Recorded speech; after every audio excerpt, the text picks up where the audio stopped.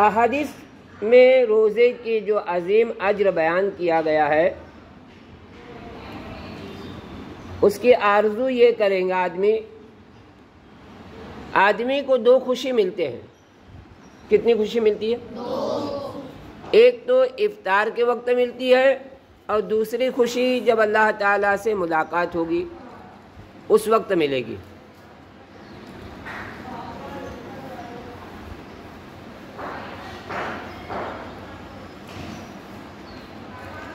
اور آدمی جب افطار کے وقت جو خوشی اور اللہ کی طرف سے جو ملاقات کے وقت جو خوشی ہوگی اس خوشی کو دیکھتے ہوئے ایسے تمنا کرے گا کہ کاش پورا سال رمضان ہوتا.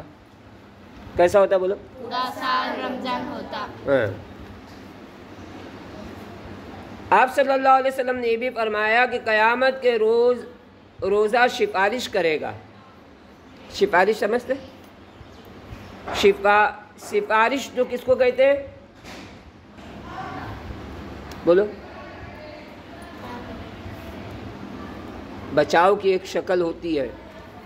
جیسے ایک آدمی نے کیا کیا بولو؟ کسی کو مارا ہے تو وہ کہاں گیا؟ بولو. کورٹ میں گیا.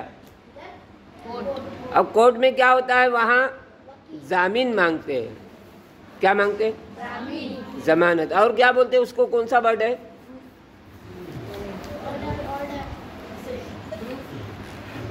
ضامین کہتے ہیں کہ چلو میں آتا ہوں آپ کی سفارش کرنے کے لیے تاکہ آپ کو چھوڑ دیا جائے.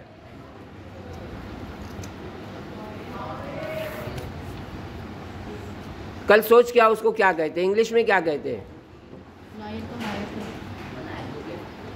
ایڈوکیٹ تو وکیل کو کہتے ہیں.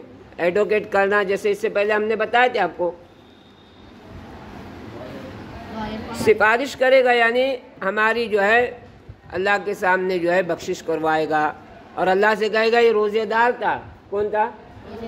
روزے دار تھا. اس نے روزہ رکھا تھا دن کو اور رات میں کیا کرتا تھا؟ تراویح پڑھتا تھا. لہذا اس کو معاف کر دیا جائے. کیا کر دیا جائے؟ معاف کر دیا جائے. اے پروردگار میں نے اس کو دن میں کھانے پینے اور دوسری لذتوں سے روکے رکھا. خدایا تو اس کے حق میں میری سفارش قبول فرما. اور اللہ تعالیٰ اس کی سفارش کو قبول فرما لیں گے. بات سمجھ میں آ رہی؟ نبی کریم صلی اللہ علیہ وسلم نے یہ بھی فرمایا کہ افطار کے وقت روزے دار کو جو دعا مانگتا ہے اللہ تعالیٰ اس کو کیا کرتے ہیں؟ قبول کرتے ہیں.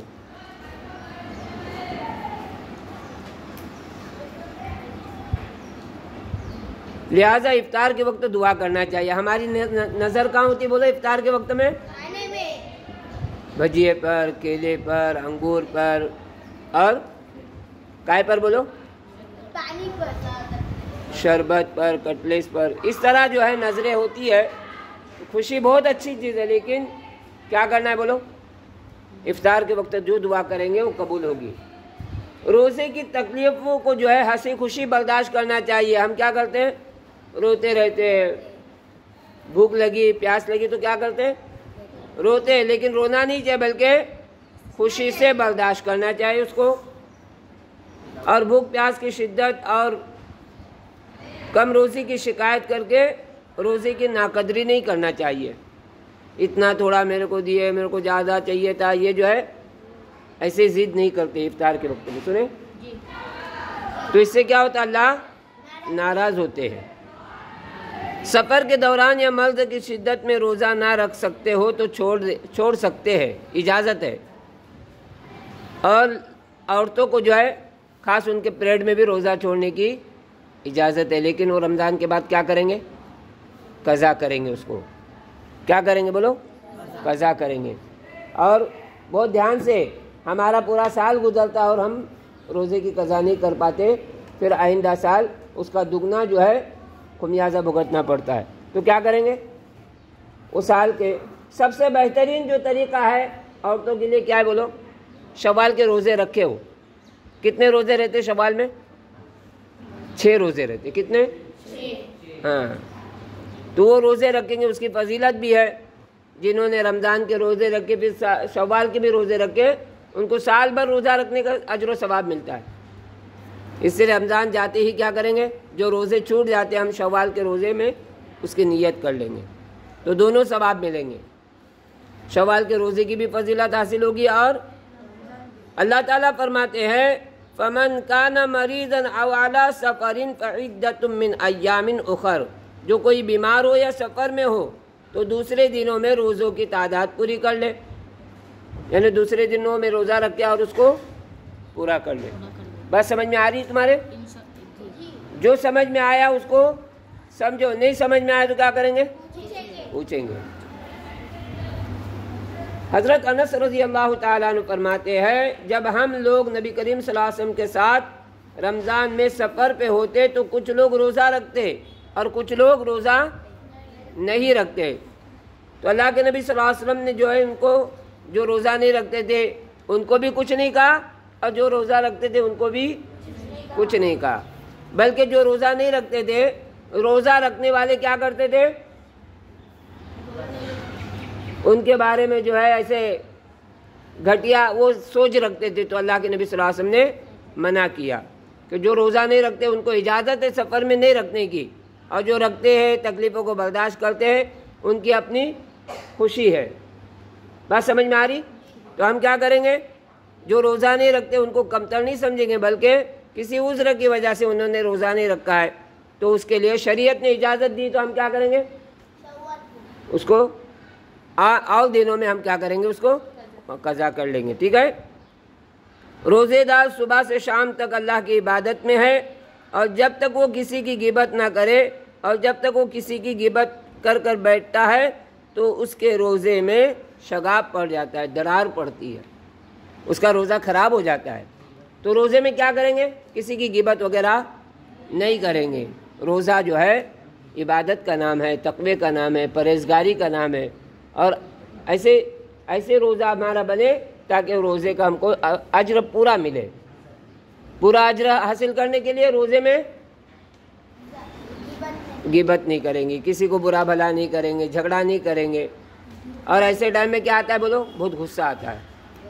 کیا آتا ہے بولو؟ ابھی ایک نے خاموں کا اپنے بدن پر آیا تو کیا کریں گے، غصہ کریں گے، ماریں گے اس کو، کیوں میرے پاس آیا۔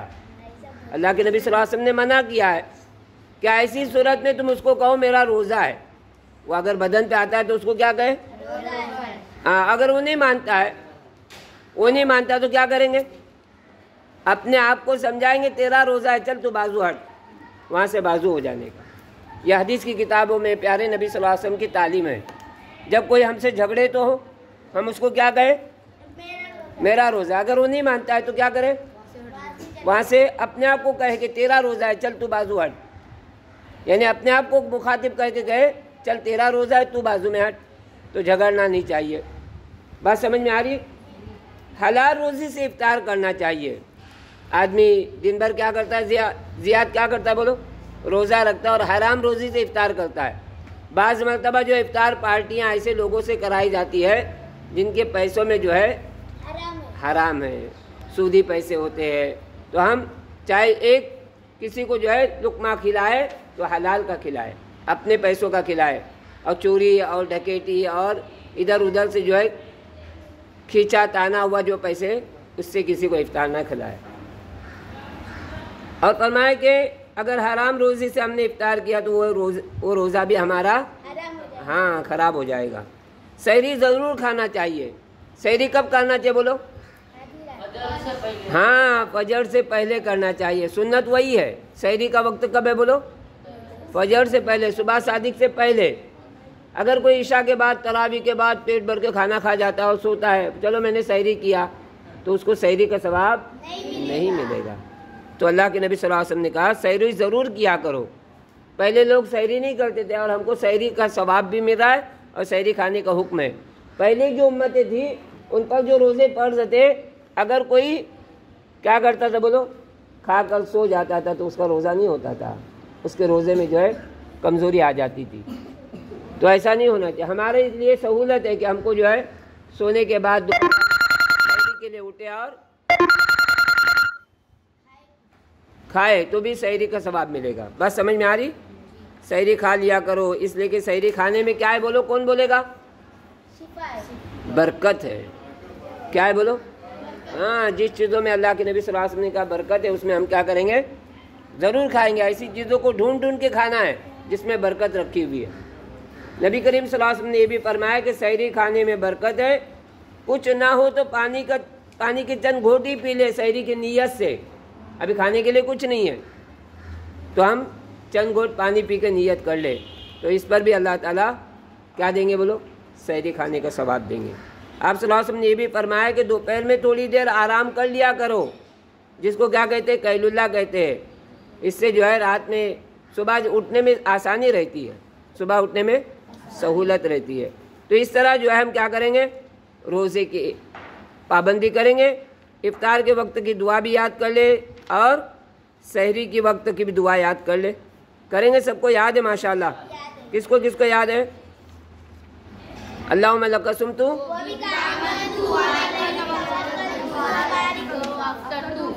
نویت ان اصوم غدا ان اداء فرض شہر رمضان هذه السنۃ للہ تعالی، یہ روزہ رکھنے کی دعا ہے۔ اور اللہم لک صمت وبک آمنت وعلی رزقک فتقبل منی، یہ جو ہے افطار کی دعا ہے، ٹھیک ہے؟ ذهب الظمأ وابتلت العروق وثبت الاجر انشاءاللہ، یہ بھی دعا ہم نے حدیث میں پڑھے تھے، تو یہ بھی دعا یاد کرے۔